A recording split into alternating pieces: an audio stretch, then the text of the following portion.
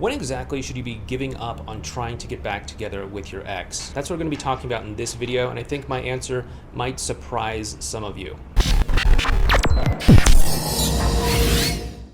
Hey there, it's Clay, and we're of course going to be talking about when to give up on getting your ex back. And some people could say, oh, it's when they stop responding to you, or when they date someone else, or when they disrespect you in some way, or something like that. That's not going to be my response, because I think that those answers are a little bit too simplistic. They're a little bit too posturing and puffed up, and like, yeah, you go girl kind of stuff. I don't necessarily think that that is the way that we want to go about living our lives, just based off of what inflates our ego the most, or what causes us to feel the greatest degree of posturing. What is going to be my answer to you is, and what I've recently told a client on a coaching call, is that through every action and interaction that we have, our ex gets a chance to reveal their character to us. That is to say, if they don't respond, or if they avoid questions, or if they shut down, or if they are unable or unwilling to have big, meaningful conversations, they are revealing their character to us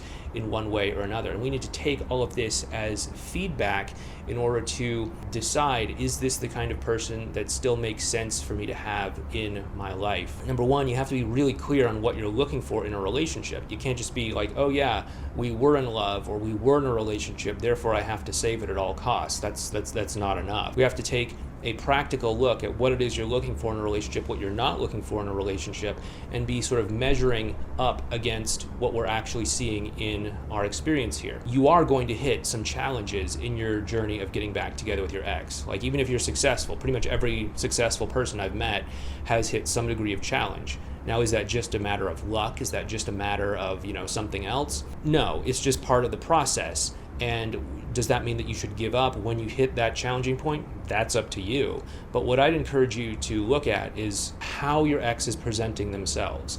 Are they presenting themselves as someone who's trying and ready and eager to have a honest, real conversation with you? Okay, that's something else different than someone who's willing to shut down and walk away when you say even the slightest word wrong. We have to ask ourselves, okay, what is the kind of person that I want to have in my relationship? And is this behavior that I'm seeing reflected from them something that I want to deal with? Is them not talking to me? Is that okay? Is them disrespecting me in some way? Is that okay?